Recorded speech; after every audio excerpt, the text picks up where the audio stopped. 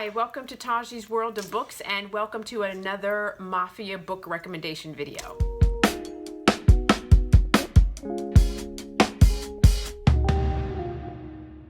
Hey you guys, welcome back. And so today I'm going to be doing a book recommendation or a series recommendation video for another Mafia series. I'm still in the world of J.M. Darhower, and this time we're going to be talking about the Monster in His Eyes series. There are 3 books in the series and it leads into another spin-off series, so we'll talk about that in a moment. But what I'd like to do is just talk about an overview of the basic books, okay? So this is a Mafia romance that's set in New York, and the first book more or less is about him, Ignacio, and Carissa falling in love with each other and him sweeping her off her feet, basically. The second book more or less is about forgiveness. And then the third book is about getting out and trying to figure out next steps. So that's basically the premise of all of the books. And let's talk about each book individually and try not to give away any spoilers. Okay. So Monster in His Eyes is about Ignacio Vitale, and he is he's like the enforcer for the Mafia. So he would say that he's not necessarily a made man, but he has been in this life since he was a child. He's estranged from his family, and he basically is a monster. He is a no-holds-bar, hands-down killer, and will kill you at the blink of an eye and give no thought to it. And he's not a gun kind of guy. He's like hands up close, like, I'm going to use a knife, I'm going to use a pen, I'm going to use whatever I have, and I'm going to take you out, and I'm going to have no remorse about it. This is who I am. I am not a good man. And Carissa is a college student just starting out at college. She has basically lived her entire life on the run with her mother. Her father left them when she was very young, so she has no feeling for him, and she has no idea who he is, and she doesn't even give him a second thought because he's not ever been around, and so this is not part of their lives. Her mother is kind of quirky and kind of odd and quite paranoid, and so they have lived on the run, but Carissa doesn't know that they're on the run. They basically have moved from town to town to town to town, and that's just how life is, and she has grown up not having much, and so when you don't have much, you don't expect much. Carissa turns out to be quite a good student, and as a result, she wants to go to NYU, and she basically forces her mother's hand, and she says, I'm going to New York, and I'm going to NYU, and I've gotten in, and this is a big deal, and she's super excited about it. And her mom is like, okay, fine. She concedes, and she's like, but if you're going to go to New York and you're going to go to NYU, you need to have your wits about you, you need to be smart, you need to not make stupid decisions, and, you need to be aware of your surroundings. And guess what? Carissa is naive, and she's kind of dumb, and she makes horrible choices. And of course, as is the case with all these books, she's got a best friend, and the best friend is wild, and the best friend sort of puts her in these circumstances that are not the best circumstances, and Carissa doesn't make good choices, and so she winds up in troubled situations.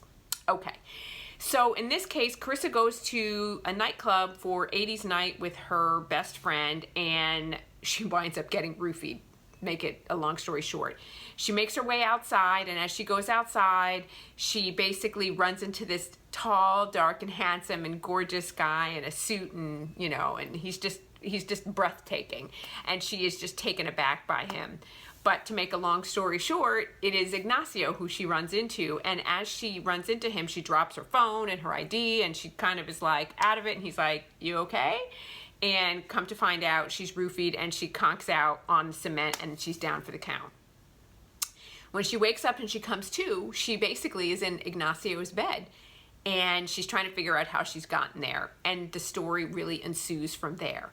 And he tells her from jump, I am not a good man, I am not to be trusted, and I'm not Prince Charming, but God help me, I can't let you go. And their romance is not a traditional romance, but it's a romance nonetheless. And everything that she sees, she's kind of like, who are these people and what's going on? She's really naive and doesn't take him at his word. And the things that she chooses to get upset with him about are really stupid and really like the stuff that she should validly be upset about, she's not, and she, chooses to focus on other things. And so, their romance takes off from there. It also is he is an intensely sexual being, And so he gives her safe words to use, and he's like, and trust me, you're gonna need to use them. And it's like a traffic light system. It's red is stop, and yellow is caution, slow down. And he's like, and if you don't use those words, he goes, you know your words. If you don't use them, I can't help you. I'm not gonna stop. And he basically pushes her to the limit. And there's one part in this book where he's like, where he's fallen in love with her, and he's clearly loves her in the twisted way that he does. And he says, you know that I love you, right? And she's like, of course. And he's like, okay, I'm gonna need you to remember that, because right now I'm gonna fuck you like I don't. I was just like, oh my God. So it's an intense book, and this book is a 5 out of 5 star. It's really, really good. It's not a traditional romance. And, you know, it ends on sort of a cliffhanger, if you will. So you do need to read all the books in the series. And so that's that. The next book in the series is Torture to Her Soul. And this is, like I said, I don't want to go into too much detail, but it's about redemption and forgiveness. Let me say that this is not on Audible. There is no audiobook recording of this, whereas Monster in His Eyes is an Audible original, can only be found on Audible. So if you want to listen to this on audio, you're going to have Alexa read it to you. And it's quite a good experience. It's not bad if you choose to do that. Okay, so this is about redemption. This is about forgiveness. And for my taste, she took too daggone long to try to get over what's happened, but at the same time she's still there with him.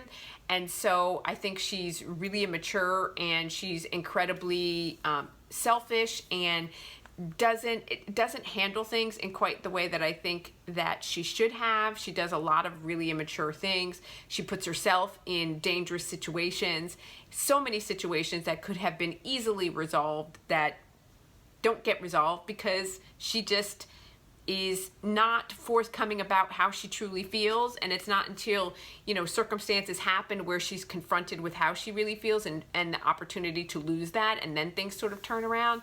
So this is carrying the story along further. You know, it's just, it's a good story nonetheless, and I think that there are plot points that are used to drive the story, but she was starting to really get on my nerves in this book, because I'm like, either forgive him or don't forgive him. He has done some fucked up things, okay? He has done some awful things that are not forgivable in some people's eyes. But if you choose to get past that, regardless, if you choose to get past that, then get past it and move on. But you can't be straddled in both worlds. And for me, she was straddled in both worlds. But like, I get it, because like the stuff he's done, he said from jump, I'm no good. I'm never going to be any good, but for you, I'll be good. And for you, I will protect. And, you know, the hell with everybody else. And so their lives are in danger for multiple reasons, and he's set on revenge for multiple reasons. So there's some, J.M. Darhower really does some twists and turns, things that you don't expect, things that you kind of went, where the heck did that come from? So you don't expect it to be a straightforward arc and a development. There's going to be some, you know, some plot twists and things that are going to be thrown at you, curveballs that you're kind of like, whoa, I wasn't expecting that, but good nonetheless. So that's Torture in Her Soul. And then finally, Target on Their Backs. And I have to say that this is a culmination of a tumultuous story with lots of twists and turns and lots of characters that are coming out of the woodwork, and people that are doing things that you don't expect, and people trying to work towards redemption, and others trying to work towards revenge. And it is intense, and it is alarming, and it is really good. There is there are several characters that are introduced in this story. Lorenzo, namely, that in this book you find out how Lorenzo becomes the character and the force that he is. That leads into the next books, which we'll talk about. So I think if you're going to read this, you should go right into the next books, because those are set up for you. I ultimately liked how this ended. I liked the epilogue. I liked how everything sort of came together. I think once she sort of made up her mind, then things moved in the right direction. I like to see, you know, the Vitale name, and to see what that meant to other people and to his father, and how everything developed, and who Ignacio is, and who he becomes, and who he will never be. And so again, this is a 5 out of 5 star, really well done. I loved it. It gave me all the feels in many, many ways. And like I said, I loved the epilogue in terms of how things ended up in this book. So if you read Monster in His Eyes, you got to see it all the way through to see where things go. So then this sets up, like I said, the next 2 books in the series, and these are, it's not really in this series, but it is a spin-off, and book 1 is Menace, and book 2 is Grievous. And I think this is going to intersect the Italian Mafia with the Russian Bratva, and Lorenzo is now taken over the New York Mafia, and we learn more about how that has happened.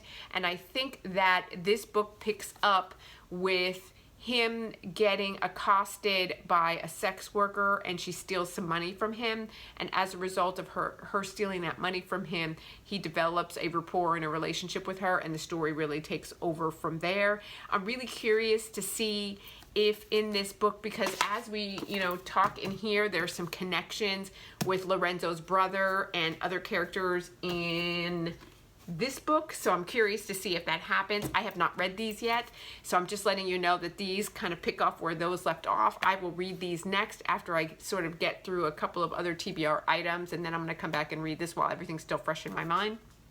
So if you want to do that, that is there for you. So J.M. Darhower, like I said, does a really good job at writing mafia romances. I have read several of her books now. I've read the Redemption series that we've talked about, and now I have read Monster in His Eyes, and I'm pleasantly surprised. I like how she writes her characters.